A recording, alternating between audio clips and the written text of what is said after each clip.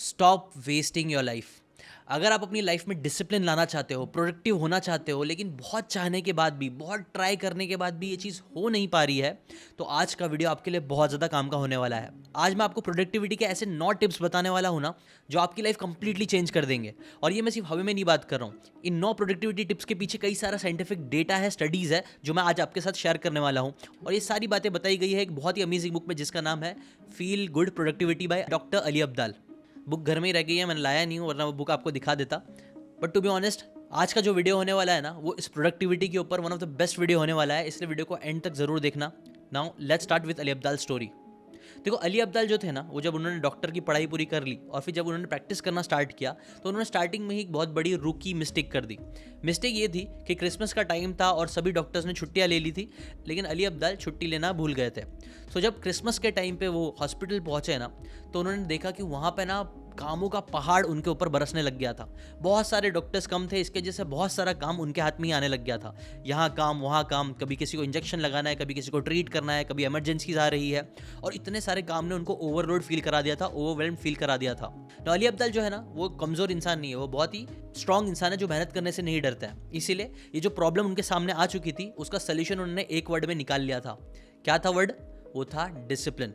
कि वो डिसिप्लिन से डेली आएंगे, सुबह जल्दी आएंगे, रात में लेट नाइट तक काम करेंगे और सारे काम को, सारे पेशेंट्स को ट्रीट करके जाएंगे। अब ये जो स्ट्रैटेजी थी ना, बॉक्सिंग मेंटालिटी थी ना, वो स्टार्टिंग में तो थोड़ी बहुत काम करी, लेकिन बहुत जल्दी ही उनको समझ में आ गया कि ये चीज़ सस्टेनेबल नहीं है। जहाँ पे पहले उनको काम करना अच्छा लगता था, अब उनको काम करने मन ही नहीं करता था। उनको हॉस्पिटल जाने, लोगों को ट्रीट करना बहुत ज़्यादा पेन लगने लग गया था, और ये चीज़ सस्टेनेबल उनको नहीं लग रही थी। तब उनको रियलाइज़ हुआ कि यार, ये जो डिसिप्लिन वाला अप्रोच है ना, कि बस कुछ भी हो जाए, काम करते रहना है, काम करते रहना है, जल्दी काम करना है, लेट तक काम करना है, वो अप्रोच ज़्यादा टाइम टिकेगा नहीं। अब बहुत डिसिप्लिन से, बहुत मेहनत करने के बाद भी हुआ क्या कि अली अब्दाल की सारी मेहनत वेस्ट जा रही थी। वो अच्छा फील ही नहीं कर पा रहे थे और सही से काम कर ही नहीं पा रहे थे। उनकी प्रोडक्टिविटी ज़्यादा होने की बजाय कम होती जा रही थी, बहुत मेहनत करने के बाद भी। तब उनको अपने एक ओल्ड ट्यूटर डॉक्टर बाकले की बात याद आई। उन्होंने कहा था, if the treatment is not working then question the diagnosis. तब उन्होंने अपने आप से क्वेश्चन करना चालू किया कि यार, ये जो डिसिप्लिन वाली मेंटालिटी होती है कि यार कुछ भी हो जाए, बस काम करना है, काम करना है, वो एक्चुअल में सही है भी कि नहीं। और ऐसी उन्होंने जितनी भी चीज़ें अपनी प्रोडक्टिव रहने के लिए पहले सीखी थी, कई सारी बुक्स पढ़ के, कई सारा कंटेंट बना के, वो सारी चीज़ों को वो वापस से क्वेश्चन करने लग गए। तभी उनको एक फेमस स्टडी याद आई। स्टडी जो 1944 में कार्ल डंकर ने की थी, the famous candle problem. Candle problem क्या थी पता है? बेसिकली इस प्रॉब्लम में एक इंसान को 3 चीज़ें दी जाती थी। एक कैंडल दिया जाता था, कुछ मैच स्टिक्स दी जाती थी, एक पिन से भरा हुआ बॉक्स, जिसको आप हार्ड सरफेस में भी लगा सकते हो। अब ये एक्सपेरिमेंट में किया क्या जाता था कि लोगों को ये 3 चीज़ें दी जाती थी और बोला जाता था कि आपको ऐसा इसको कहीं पे लगाना है, दीवार पे या कहीं पे फिट करना है, कि जब कैंडल जले तो उसकी जो मोम है वो नीचे ज़मीन पे ना गिरे। मैं चाहता हूँ आप खुद भी नोटिस करो, अगर आपको ये 3 चीज़ें दी जाए, एक कैंडल, कुछ मैच स्टिक्स और एक पिन से भरा हुआ बॉक्स, और आपको मैं सोचने बोलूँ कैसे आप इसे ऐसे अटैच कर सकते हो, ऐसा कुछ कर सकते हो जिससे कैंडल जलने पे मोम नीचे ना गिरे, तो आप सोचो आप कैसे इसको सॉल्व करोगे। पॉज चाहिए तो वीडियो को पॉज करके सोच लो, मैं आंसर अभी देता हूँ। वेल, इस सोल्यूशन का आंसर सिंपल सा है। देखो, यूजुअली जो 3 चीज़ दी गई थी ना, वो 3 नहीं थी, 4 थी। और अगर आप थोड़ा क्रिएटिवली सोचोगे तो आपको जो पिन का बॉक्स मिला होगा ना, वो पिन का बॉक्स आप यूज़ करके बॉक्स को कहीं पर अटैच कर सकते हो और उस बॉक्स के ऊपर कैंडल को लगा सकते हो, जिससे जो कैंडल की मोम होगी वो बॉक्स के अंदर गिरेगी, ज़मीन पे नहीं गिरेगी। तो ये चीज़ करने के लिए आपकी क्रिएटिव थिंकिंग थोड़ी ज़्यादा काम करनी चाहिए, और इसी कैंडल एक्सपेरिमेंट का साइकोलॉजिस्ट ने कई बार यूज़ करा था, लोगों की क्रिएटिव थिंकिंग, स्ट्रेस लेवल समझने के लिए और भी बहुत सी चीज़ों के लिए ना। इसी रिसर्च के ऊपर है ना, 1970s में एलिस आइजन करके एक साइकोलॉजिस्ट थी, उन्होंने इसके ऊपर ही एक्सपेरिमेंट किया। उन्होंने ये फेमस कैंडल एक्सपेरिमेंट को लिया और कुछ लोगों को इसे सॉल्व करने के लिए दिया, और सॉल्व करने के लिए उन्होंने 2 ग्रुप्स बना दिए। पहले ग्रुप को ये प्रॉब्लम सॉल्व करने से पहले एक कैंडी दी गई, चॉकलेट दिया गया, ताकि उनको अच्छा फील हो और उनका मूड अच्छा हो जाए, और दूसरे ग्रुप को ऐसा कुछ नहीं दिया गया था। इसका रिजल्ट क्या आया पता है?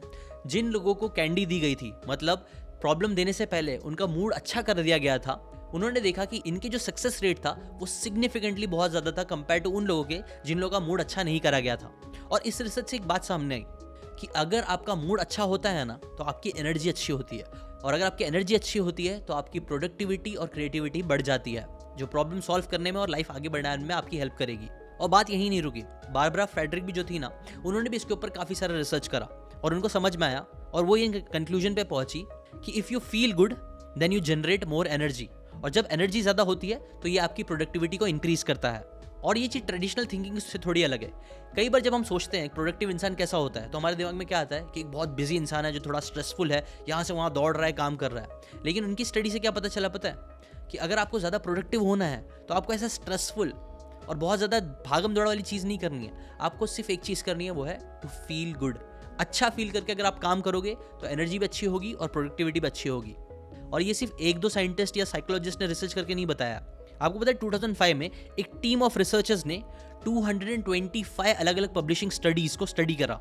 उसके अंदर 2,75,000 इंडिविजुअल्स का डेटा पड़ा हुआ था। उन सभी डेटा से एक ही बात सामने आई थी कि feeling good is the answer.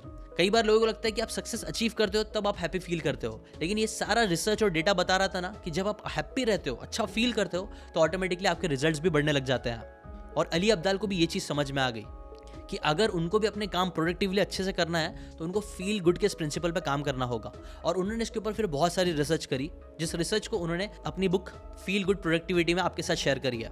और ये सारी रिसर्च को समझते हुए अली अब्दाल को समझ में आ गया, अगर प्रोडक्टिव रहना है तो डिसिप्लिन से ज़्यादा पावरफुल जो आंसर है वो है फीलिंग गुड का। बिकॉज जब आप फील गुड करते हो तो आपकी एनर्जी बढ़ती है, एनर्जी बढ़ती है तो आपकी प्रोडक्टिविटी बढ़ती है, और जब प्रोडक्टिविटी बढ़ती है तो आप और अच्छा फील करते हो, और ऐसे ही एक पॉजिटिव साइकिल चलता है। ये पॉजिटिव साइकिल आपको एक विनर्स इफेक्ट देता है, जिससे आप जिंदगी में बहुत आगे बढ़ सकते हो। तो अली अब्दाल ने भी इसके ऊपर ही काम करा अपनी प्रोडक्टिविटी बढ़ाने के लिए, और उन्होंने अपनी बुक फील गुड प्रोडक्टिविटी में वो तरीके बताए हैं जिससे आप भी अपनी एनर्जी को ऐसा अच्छा कर सकते हो, ज़्यादा स्ट्रेस और टेंशन लेने के बजाय कैसे अच्छा फील करते हुए आप ज़्यादा मैक्सिमम आउटपुट दे सकते हो, कैसे कम से कम मेहनत करके ज़्यादा से ज़्यादा आउटपुट क्रिएट कर सकते हो। वही सारी बातें आज के इस वीडियो में आपको और अच्छे से सीखने मिलने वाली है। अब फील गुड करना आपका ट्रू आंसर है। फील गुड कैसे किया जा सकता है? पहला, अच्छी एनर्जी करके। दूसरा, अपनी लाइफ के स्ट्रेस को कम करके, चीज़ों को अनब्लॉक करके। और तीसरा, अपनी लाइफ को एनरिच करके। इन तीनों में से सबसे इंपॉर्टेंट, सबसे पहली चीज़ है अपनी एनर्जी को हाई करना। और एनर्जी हाई करने के लिए भी अगेन 3 चीज़ें अली अब्दाल बोलते हैं आपको करनी पड़ेगी, और ये 3 चीज़ पर आप फोकस करोगे तो आपकी एनर्जी हमेशा हाई रहेगी। उसमें से सबसे पहला पावरफुल प्रिंसिपल है टू प्ले। आपने रिचर्ड फाइनमैन का तो नाम सुना होगा। सिर्फ 27 की एज में रिचर्ड फाइनमैन को वर्ल्ड का ग्रेटेस्ट फिजिसिस्ट मानने जाने लगा था। लोग बोलते थे कि वो अपनी पूरी जनरेशन के बेस्ट फिजिसिस्ट है, और बोलेंगे क्यों नहीं। उन्होंने पता लगा लिया था कि कैसे न्यूक्लियर फिजन का यूज करके एटॉमिक बॉम्ब बनाए जा सकते हैं। और ये जो उनकी डिस्कवरी थी वो रेवोल्यूशनरी थी, बिकॉज तब के टाइम पे वर्ल्ड वॉर चल रहा था, और उसके अंदर फिर ये जो डिस्कवरी थी उसने बहुत बड़ा इम्पैक्ट क्रिएट करी थी। लेकिन बात ये थी ना कि जब 27 साल की एज में ही जब उन्हें बहुत ज़्यादा लोग ग्रेटेस्ट फिजिसिस्ट मानने लग गए थे, तब एक प्रॉब्लम हो गई थी। रिचर्ड फाइनमैन है ना फिजिक्स से बोर हो गए थे। बात ये थी ना कि रिचर्ड फाइनमैन की जो वाइफ थी वो वर्ल्ड वॉर 2 के ख़त्म होने से 2 हफ्ते पहले ही उनकी डेथ हो गई थी ट्यूबरक्लोसिस की वजह से, टीबी की वजह से। अब रिचर्ड फाइनमैन के लिए उनकी जो वाइफ थी ना वो बहुत ज़्यादा इंपॉर्टेंट थी, वो उनसे बहुत ज़्यादा प्यार करते थे, वो उनकी एनर्जी का सोर्स थी एक तरीके से। इस वजह से ही वो बहुत ज़्यादा डल फील करने लग गए थे। फिजिक्स और ये सारी चीज़ों से उनका मन हट सा गया था, उनको कुछ काम करने मन नहीं करता था। इनफैक्ट एक टाइम पे वो अपने आप को ऐसा मानने लग गए थे कि वो एक ऐसे फिजिसिस्ट है जो फिजिक्स पढ़ता ही नहीं है, फिजिक्स के बारे में कुछ करता ही नहीं है। वो कई बार लाइब्रेरी चले जाते थे और वहाँ पे अरेबियन नाइट्स पढ़ते हुए अपना टाइम वेस्ट करते थे, टाइम पास करते थे। अभी भी उनको सिर्फ एक ही चीज़ पसंद आती थी, वो थी टीचिंग। ऐसी उनकी लाइफ सैडनेस में, स्ट्रगल में चल रही थी, जहाँ पे उनका फिजिक्स से मन ही उठ चुका था। बट फिर अचानक एक बार जब वो कॉर्नेल यूनिवर्सिटी, जो उनकी यूनिवर्सिटी थी, उसकी कैफेटेरिया में बैठे थे ना, तो वहाँ पे एक लड़का था। वो लड़का वहाँ पे एक डाइनिंग की प्लेट होती है ना, प्लेट, उसको घुमा रहा था। और जब वो उस चीज़ को घुमा रहा था ना, तब फाइनमैन ने एक चीज़ नोटिस करी कि वो प्लेट जो घूम रहा था, वो वॉबल कर रहा था। वो बाहर से तो कम वॉबल कर रहा था, लेकिन उसके अंदर जो लोगो बना हुआ था ना, वो ज़्यादा वॉबल कर रहा था। तो ये चीज़ उनको इंटरेस्टिंग लगी कि यार ऐसा कैसा कि बाहर की चीज़ कम वॉबल कर रही है, लेकिन अंदर जो लोगो बना हुआ है वो ज़्यादा वॉबल कर रहा है। इस चीज़ ने उनकी क्यूरियोसिटी पिक करी कि यार ऐसा क्यों हो रहा है ना। ये सारी बातें उनके कुछ रिसर्च पेपर, ये सारी चीज़ों से रिलेटेड नहीं था, बट स्टिल उनको ये बात इंटरेस्टिंग लगी। और तभी उनके दिमाग में एक चीज़ आई कि यार ये जो इंटरेस्ट है, जो मुझे अभी प्लेट को देख के आ रहा है, पहले भी मुझे ऐसी फिजिक्स को लेकर इंटरेस्ट आता था। जब मैं फिजिक्स को एज अ प्ले देखता था, सिर्फ क्यूरियोसिटी के साथ उसके साथ खेलने की कोशिश करता था, तब मुझे फिजिक्स बहुत ज़्यादा पसंद था। लेकिन अब क्योंकि मैं सब चीज़ रिसर्च पर्पस से, गवर्नमेंट के लिए या किसी और चीज़ के लिए कर रहा हूँ, और इस वजह से मैं फिजिक्स से दूर होता जा रहा हूँ, तब उन्होंने डिसाइड किया कि अब वो फिजिक्स को ना वापस से एज अ प्ले देखेंगे, एक काम की तरह देखने के बजाय उसे एज अ खेल की तरह देखेंगे, जैसा वो पहले देखते थे। और फिर उन्होंने क्या किया कि जो प्लेट वाली चीज़ थी ना, वो उनको इंटरेस्टिंग लगी, तो उन्होंने बोला उसके ऊपर ही मैं रिसर्च करूँगा। अब ये उनके काम से हटके था, उनको किसी ने ये चीज़ करने बोला नहीं था, बट स्टिल सिर्फ अपनी क्यूरोसिटी के लिए उसके ऊपर रिसर्च करना चालू करी। जब उन्होंने ये रिसर्च करना स्टार्ट करी तो उनके जो आसपास के लोग थे, दूसरे साइंटिस्ट थे, वो लोग बोल रहे थे कि तुम क्यों टाइम वेस्ट कर रहे हो, ये सब कुछ काम की चीज़ नहीं है, क्यों इसमें टाइम लगा रहे हो। बट स्टिल वो लगे रहे, उन्होंने उसके ऊपर काम किया और इसके ऊपर काम करते करते उन्होंने कई सारी थियोरीज बना दी क्वांटम इलेक्ट्रोडायनेमिक्स के ऊपर, जिसे QED बोलते हैं, कि कैसे जो लाइट होती है ना वो मैटर से इंटरेक्ट करती है। इसके बारे में उन्होंने थियोरीज डेवलप करी। एंड गेस व्हाट, कई साल बाद जाके उनको इसी थियोरीज के ऊपर नोबेल प्राइज मिला। स्पेसिफिकली बोलो तो 1965 में रिचर्ड फाइनमैन, जूलियन श्विंगर, सिन इतीरो, इन तीनों लोगों को नोबेल प्राइज दिया गया फिजिक्स में उनके कंट्रीब्यूशन के लिए जो QED में हुए थे। और बात सिर्फ रिचर्ड फाइनमैन की नहीं है, आपको पता है एल्बर्ट आइंस्टाइन ने जो थियरी ऑफ रिलेटिविटी भी निकाली थी, वो उन्होंने बहुत ज़्यादा एज अ वर्क की तरह देख के उसने नहीं निकाली थी, एज अ प्ले ही। अगर आप इसके बारे में सर्च करोगे तो उन्होंने ऐसा खेल की तरह ही देख के उसके ऊपर रिसर्च करी थी। अलेक्जेंडर फ्लेमिंग, जिन्होंने 1928 में पेनिसिलिन डिस्कवर किया था, वो उसको हैप्पी एक्सीडेंट का नाम देते हैं। जॉर्ज डी मेस्ट्राल, जिन्होंने वेलक्रो इन्वेंट करा था, वो भी सिर्फ अपनी प्लेफुल क्यूरियोसिटी की वजह से उसे इन्वेंट कर पाए थे। और मैडम क्यूरी जो थी, उनका भी जो रेडियो एक्टिविटी का वर्क था, वो उनका जेन्युइन फैसिनेशन था, न्यू एलिमेंट से खेलने का, उससे कुछ ट्राई करने का। आप खुद सोचो, जो चीज़ रिचर्ड फाइनमैन ने सिर्फ एज अ फन स्टार्ट करी थी, उस चीज़ की वजह से उन्हें नोबेल प्राइज़ मिला। और यहाँ से एक बहुत बहुत इंपॉर्टेंट लेसन हमें सीखने मिलता है कि कई बार है ना, हम जो काम है ना उसको बहुत ज़्यादा काम की तरह देखते हैं, बट कई बार हमें अपने काम को एज अ प्ले देखना चाहिए। जब हम बचपन में कोई भी चीज़ के बारे में इंटरेस्ट लेते थे तो हमें कोई बोलता नहीं था कि तुझे इसके बारे में इंटरेस्ट लेना है, इसके बारे में रिसर्च करना है, बट फिर भी हम कई बार जाके उस चीज़ के बारे में रिसर्च करते थे। नया नया जब इंटरनेट आया था तो किसी ने बोला नहीं था कि इंटरनेट में जाके ये सारी चीज़ें सर्च करो, हम खुद से जाते थे और चीज़ों को रिसर्च करते थे, और कई बार घंटों रिसर्च कर लेते थे बिना बोर हुए। बट अगर वही हम काम की तरह देखने लग जाते तो हम शायद वो सारे काम नहीं कर पाते। इसलिए एक इंपॉर्टेंट चीज़ आप लोग ये करना चालू करो, अगर आपको प्रोडक्टिव रहना है, अपने काम को एज अ प्ले देखना चालू करो। अब आपका क्वेश्चन आएगा कि यार एज अ प्ले कैसे देख सकते हैं? चलो इनके पास, रिचर्ड फाइनमैन के पास ये टाइम था, ये सारी चीज़ें थी, तो उन्होंने एज अ प्ले करना चालू कर दिया। हम कैसे करें अपनी लाइफ में? इसके लिए भी सोल्यूशंस है, और ये चीज़ करने का एक बहुत अच्छा तरीका अली अब्दल बताते हैं जो आपको यूज़ करना ही चाहिए। उसे मैं बोलता हूँ ब्रिंग एडवेंचर टू लाइफ। 2020 में यूनिवर्सिटी ऑफ मायामी ने और यूनिवर्सिटी ऑफ न्यूयॉर्क ने मिलकर एक स्टडी करी, जहाँ पे 132 पार्टिसिपेंट्स को GPS के ट्रैकर दिए गए और उन्हें बोला गया कि आपको इसको 24 घंटे अपने साथ रखना है, ठीक है। और फिर सेवरल मंथ्स उन्होंने उस ट्रैकर को उन लोगों के साथ रखा और ट्रैक करना चालू किया उनके मूवमेंट्स को। स्टडी से उन्होंने क्या नोटिस करा पता है? कि जो 132 लोग थे ना, उनमें से वो लोग जो लोग सिर्फ एक ही काम बार बार रिपीट में कर रहे थे, जैसे कि फॉर एग्जांपल घर से ऑफिस, ऑफिस से घर, घर से ऑफिस, ऑफिस से घर, वो लोगों की जो वेलबींग थी ना, इमोशनल और मेंटल वेलबींग थी, वो काफ़ी कम थी। उनके एनर्जी लेवल्स कम थे कंपेयर टू उन लोगों के जो लोग न्यू जगह जा रहे थे, अलग जगह एक्सप्लोर कर रहे थे। उनकी मेंटल वेलबींग और उनकी एनर्जी लेवल्स जो थे ना, कंपैरेटिवली बहुत ज़्यादा थे। और होंगे क्यों नहीं, आपको पता ही होगा, आपके ब्रेन में जब आप नए काम करते हो तो डोपामिन रिलीज होता है, फील गुड हार्मोन रिलीज होता है, और ये हार्मोन आपको अच्छा फील कराता है। जैसा मैं आपको बताया, अच्छा आप फील करते हो तो आपकी एनर्जी अच्छी होती है, एनर्जी अच्छी होती है तो प्रोडक्टिविटी अच्छी होती है। जबकि on the other hand monotony जो होती है, मतलब एक ही काम, एक ही रिपीटेड चीज़ें बार बार होना, कई बार आपके ब्रेन को डल बनाने लग जाता है। इसलिए एक चीज़ आप करना स्टार्ट करो, अपनी लाइफ में एडवेंचर लाना चालू करो। और एडवेंचर का मतलब ये नहीं है कि आपको सिर्फ घर बार छोड़ के कहीं निकल जाना है, दूसरी कंट्री जाना है या दूसरे शहर जाके आप ये चीज़ कर सकते हो, नहीं।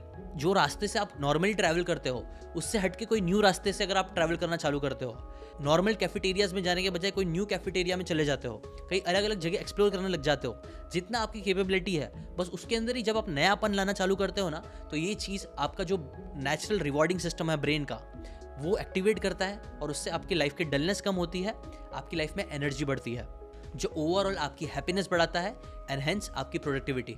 लाइफ में प्ले लाने के लिए एक और बहुत अच्छा तरीका है, उसे बोलते हैं यूजिंग क्यूरोसिटी। अभी मैं आपसे 3 क्वेश्चन पूछता हूँ, ठीक है? अगर आपको आंसर पता होगा तो कमेंट करके जरूर बताना। डायनासोर, इस वर्ड का एग्जैक्ट मीनिंग क्या है? What does dinosaur mean? Second, हमारे इंडियन फ्लैग में जो अशोका चक्र है उसका कलर ब्लू क्यों है? पिकॉक जो होते हैं बारिश होती है तो नाचते क्यों है? इंडिया का नेशनल फ्रूट क्या है? कौन सी कंट्री ने कोहिनूर डायमंड ब्रिटेन को गिफ्ट करी थी? इंडिया का पहला मोबाइल नेटवर्क कौन सा है? पहले इसके आंसर्स मैं कमेंट में डाल दूंगा, बट आप पहले कमेंट में बताओ। पहले इसके आंसर्स ये रहे, देखते हैं आपके सही आए कि नहीं। अब मैं ये आपसे क्यों करा रहा हूँ? मैं करा रहा हूँ बिकॉज क्यूरियोसिटी में ना तरीके से एक प्ले होता है। आपको पता है, रिसर्च और स्टडीज बताती है ना कि जब भी आप कोई इंटरेस्टिंग फैक्ट सीखते हो, कोई फैक्ट आपको इंटरेस्टिंग लगता है ना, तो आपके उस फैक्ट को याद रखने के जो चांसेस होते हैं वो 30% से ज़्यादा बढ़ जाते हैं। जबकि अगर आपको कोई चीज़ इंटरेस्टिंग नहीं लग रही है, जिसके अंदर आपकी क्यूरियोसिटी नहीं है, तब आपके उस चीज़ को याद करने के चांसेस भी कम हो जाते हैं। तो इसीलिए क्यूरियोसिटी का आप हमेशा यूज़ कर सकते हो, क्वेश्चंस का हमेशा यूज़ कर सकते हो अपनी लाइफ में एक एडवेंचर लाने के लिए, एक प्लेफुलनेस लाने के लिए, जो फिर आपकी एनर्जी को बूस्ट करेगा और आपके अंदर प्रोडक्टिविटी भी बढ़ाएगा। एक और चीज़ जो अली अब्दाल यूज़ करने बोलते हैं अपनी लाइफ में प्लेफुलनेस लाने के लिए, वो बेसिकली एक मैजिक पोस्ट-इट नोट में छुपी हुई है। अली अब्दाल ने अपने लिए एक मैजिक पोस्ट-इट नोट बनाया है। उस नोट में उन्होंने 9 वर्ड्स लिखे हैं, जो 9 वर्ड्स उन्हें बहुत ज़्यादा हेल्प करता है लाइफ में काम करने के लिए, उनकी प्रोडक्टिविटी बढ़ाने के लिए, और उनकी टीम को भी वो 9 वर्ड्स को बार बार रिपीट करना बोलते हैं। क्या है वो 9 वर्ड्स? वो है What would this look like if it were fun? What would this look like if it were fun? जब भी वो कोई काम करने जाते हैं या फिर उनकी टीम मेंबर्स कोई काम करने जाते हैं, तो वो इस मैजिक पोस्ट इट नोट को हमेशा देखते हैं या फिर देखने बोलते हैं, या फिर टीम को इस क्वेश्चन को रिपीट करने बोलते हैं। क्यों? बिकॉज जब भी वो ये क्वेश्चन पूछते हैं ना, तो उनका ब्रेन कुछ ना कुछ तरीका दिखाई देता है प्लेफुलनेस लाने का काम के अंदर। और ये चीज़ उन्होंने सीखी कहाँ से थी?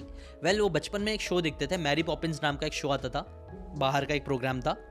तो उस शो का जब स्टार्टिंग का जो सॉन्ग होता था ना, उस स्टार्टिंग के सॉन्ग में ही ऐसी लाइन थी कि in every job that must be done there is an element of fun and you find the fun and snap the jobs done. ऐसे अली अब्दाल भी बोलते हैं ना कि ये 9 वर्ड्स उनको भी बहुत ज़्यादा हेल्प करते हैं बोरिंग से बोरिंग काम को इंटरेस्टिंग और प्लेफुल बनाने के लिए।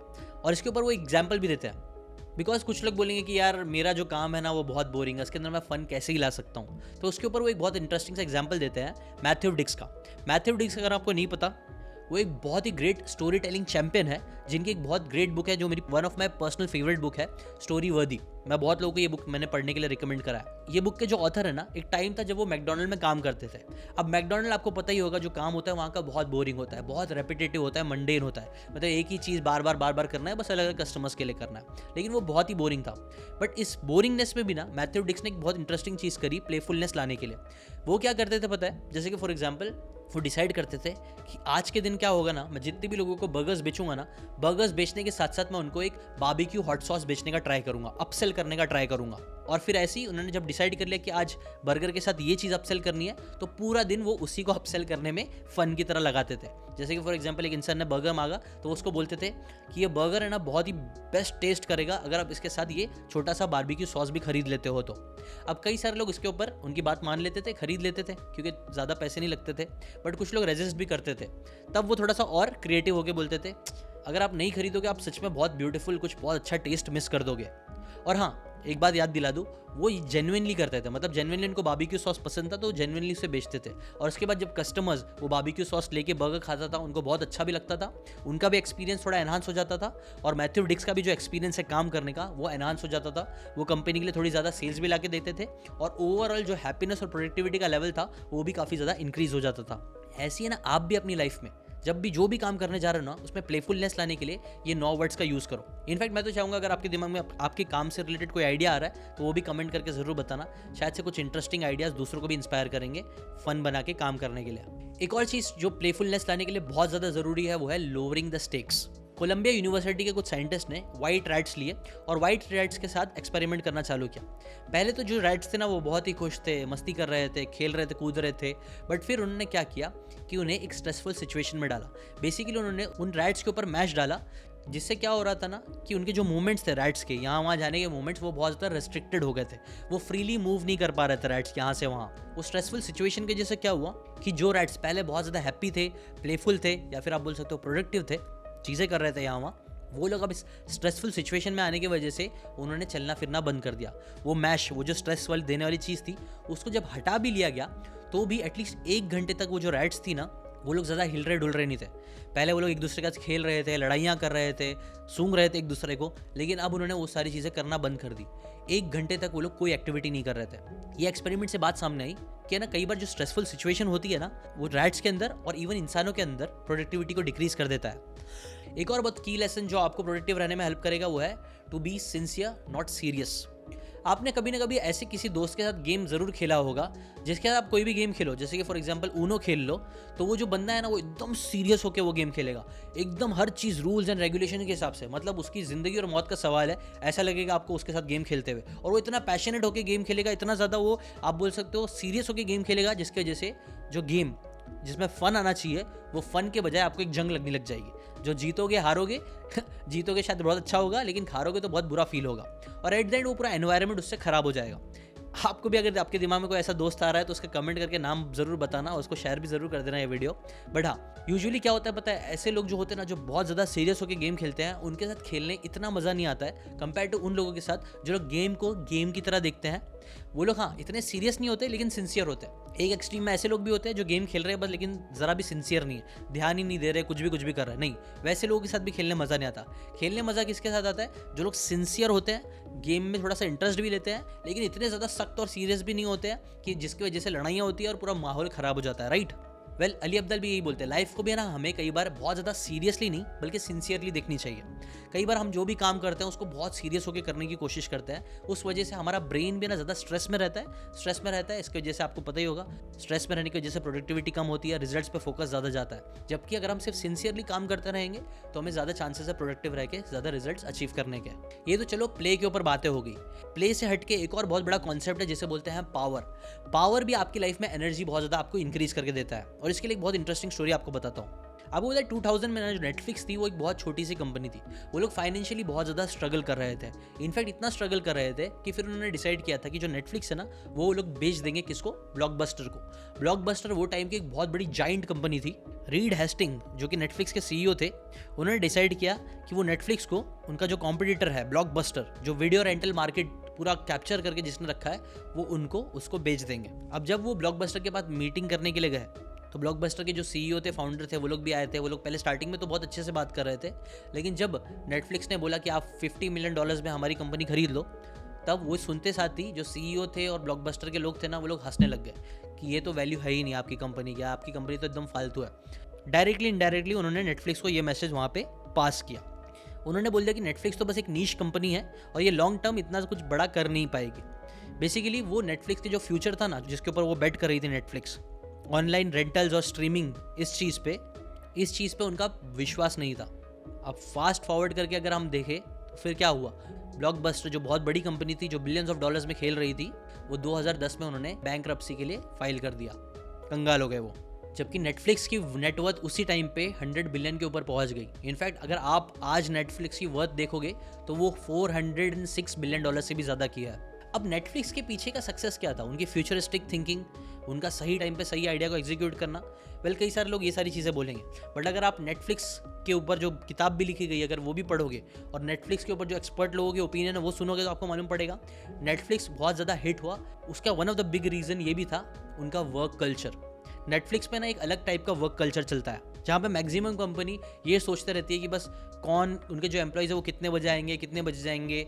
ये सारी चीज़ों पे फोकस करने से ज़्यादा नेटफ्लिक्स का कल्चर है ना, वो फ्रीडम और रिस्पॉन्सिबिलिटी पे टिका हुआ है। नेटफ्लिक्स इतना सक्सेसफुल हुआ बिकॉज वो लोग अपने एम्प्लॉयज़ को फ्रीडम देते हैं कि ठीक है, टाइम जितना भी लगे आप अपने हिसाब से टाइम लो, करो, बट रिजल्ट्स प्रोड्यूस करके दो। प्लस वो लोग ने रिस्पॉन्सिबिलिटी भी दे के रखी है कि ये काम है तो इसकी रिस्पॉन्सिबिलिटी आपकी रहेगी, ये रिस्पॉन्सिबिलिटी लो, फ्रीडम लो, और इन दोनों का यूज़ करके अच्छा आउटपुट क्रिएट करके दिखाओ। और ये बोला जाता है one of the best culture Netflix का रहा है, जिसने नेटफ्लिक्स को बहुत ज़्यादा आगे बढ़ने में हेल्प करी है, बहुत कॉम्पिटिटिव मार्केट में होने के बाद भी। और अगर आप इन दोनों चीज़ों को देखोगे ना, फ्रीडम और रिस्पॉन्सिबिलिटी, इसको अली अब्दाल बोलते हैं, एक वर्ड में हम कन्वर्ट कर सकते हैं और बोल सकते हैं, इसे बोलते हैं पावर। जब इंसान के पास पावर दे दिया जाता है ना, तो हमारे अंदर एक अलग सी एनर्जी आ जाती है। आप नोटिस करोगे कि इंसान को पावरलेस फील कर दो, उसके हाथ से उसके सारे पावर्स ले लो, वो कहाँ उठेगा, क्या करेगा, क्या नहीं करेगा, हर चीज़ अगर आप डिक्टेट करने लग जाओगे ना, तो उस इंसान का जो एनर्जी लेवल है देखना वो ऑटोमेटिकली कम हो जाएगा। कई बार होता भी है, हमें स्कूल जाने क्यों इतना पसंद नहीं आता था, क्योंकि स्कूल में हमसे हमारा पावर ले लिया जाता था कि आपको बात नहीं करना है, आपको बैठे रहना है, आपको बस ये सब चीज़ करनी है। इसके जैसे हमें कई बार स्कूल जाने बहुत ख़राब फील होता था, बट वहीं पर पिकनिक जाने हमें काफ़ी अच्छा लगता था। क्यों? क्योंकि कंपैरेटिवली पिकनिक जाने में हमें बहुत सारी फ्रीडम मिलती थी, हम बातें कर सकते थे, हम खेल कूद सकते थे, बहुत सी चीज़ें कर सकते थे। सिमिलरली पावर एक बहुत इंटरेस्टिंग चीज़ है जो आपकी प्रोडक्टिविटी को बढ़ा सकता है। अब पावर आएगा कैसे? पावर के पीछे एक इंटरेस्टिंग चीज़ अली अब्दाल बोलते हैं कि power is not something others give you, it's something you can create to yourself. कई बार हमें लगता है पावर दूसरे ही हमें दे सकते हैं, बट ये चीज़ सही नहीं है। पावर आप खुद से भी क्रिएट कर सकते हो अपने अंदर। अगर आपको पावर बढ़ाना है, आपका सेल्फ बिलीव बढ़ाना है, तो उसके लिए भी एक बहुत पावरफुल तरीका अली अब्दाल बताते हैं।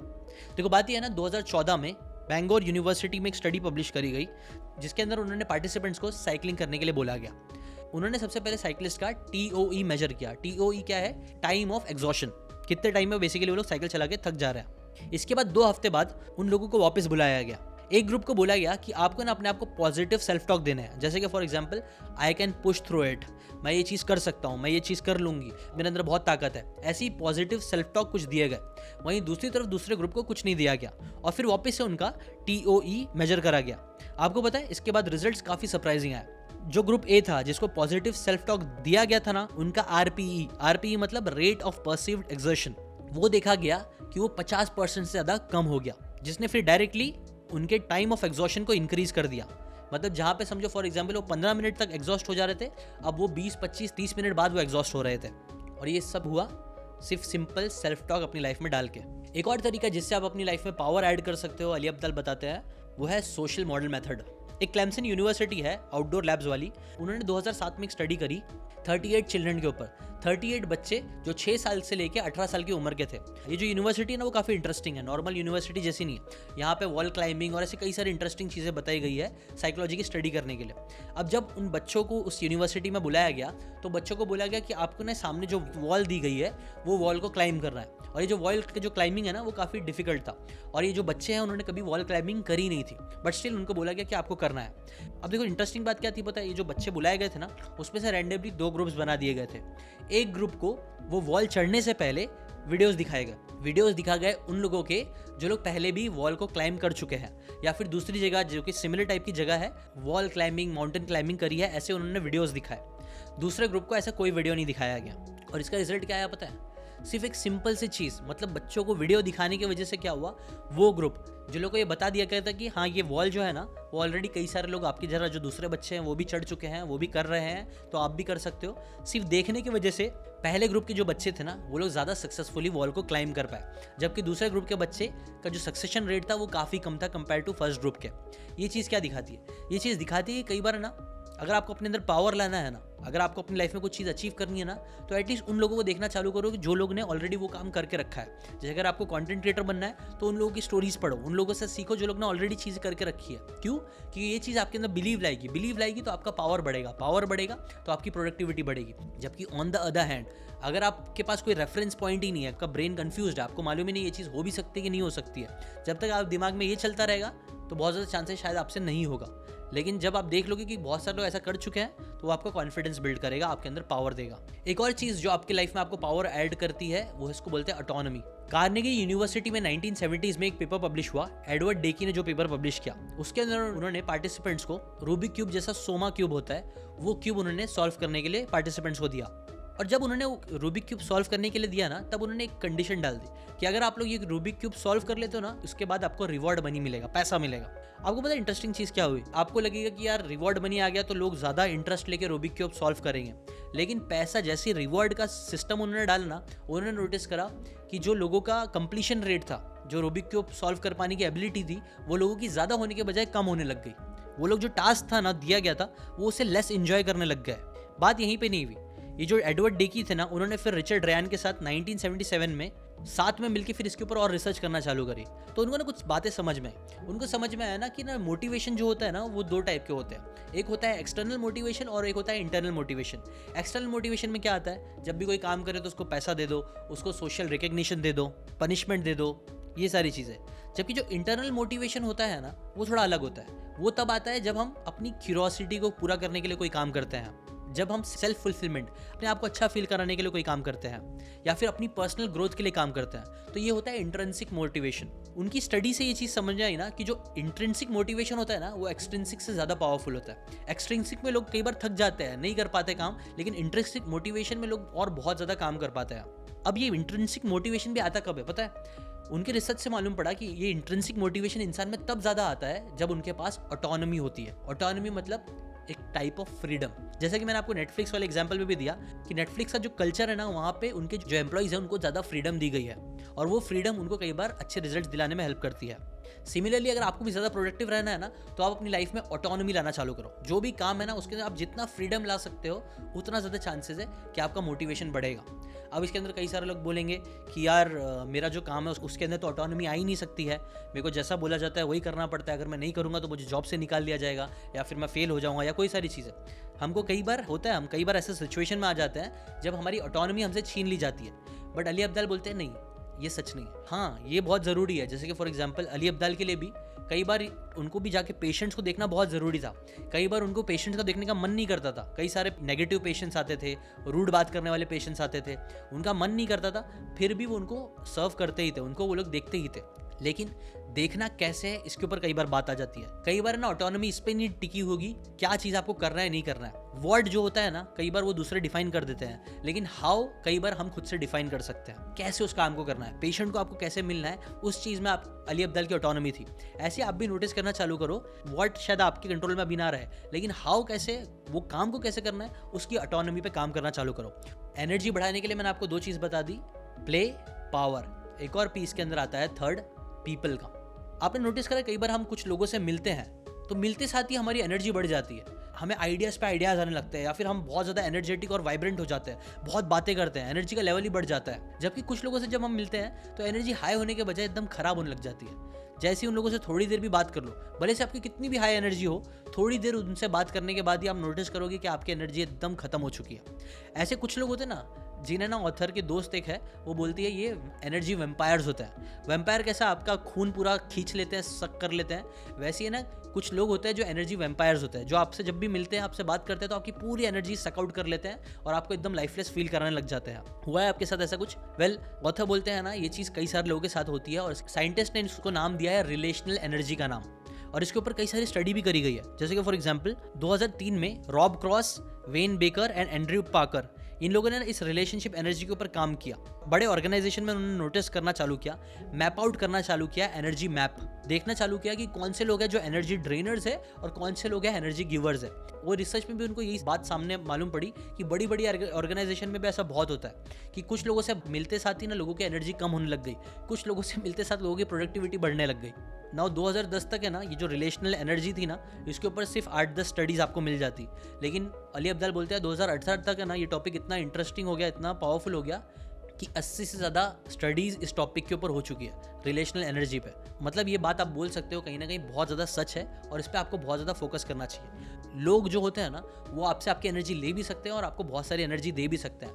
तो ये भी चीज़ आप रखना चालू करो। अपने आप को सही लोकेशन पे सही लोगों के साथ जोड़ना चालू करोगे ना जब आप, तो आपकी एनर्जी बढ़ेगी और आपकी जो रिजल्ट्स मिलने की प्रोबेबिलिटी है वो भी बहुत बढ़ जाएगी।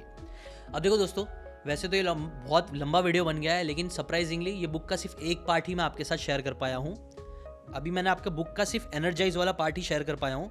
प्रोडक्टिविटी बढ़ाने के लिए इस बुक में 3 पार्ट बताए गए हैं, एनर्जाइज, सेकंड पार्ट है अनब्लॉक और तीसरा है सस्टेन। ये तीनों चीज़ें मिला के आप अपनी प्रोडक्टिविटी को नेक्स्ट लेवल पे लेके जा सकते हो। अभी तो मैंने आपको सिर्फ पहला ही पार्ट बताया और मुझे लगता है उसमें आपको बहुत वैल्यू मिल गई होगी। अगर आप चाहते हो दूसरा और तीसरा पार्ट भी मैं आपके साथ शेयर करूँ तो कमेंट करके ज़रूर बताना, मैं वीडियो बनाऊंगा। और अगर बना दिया रहूँगा पहले ही तो उसकी लिंक डिस्क्रिप्शन में आपको मिल जाएगी सेकंड पार्ट की, वो आप जाके देख सकते हो। अभी के लिए इतना ही, मिलता है नेक्स्ट वीडियो में। बाय बाय, कोई नई बुक के साथ।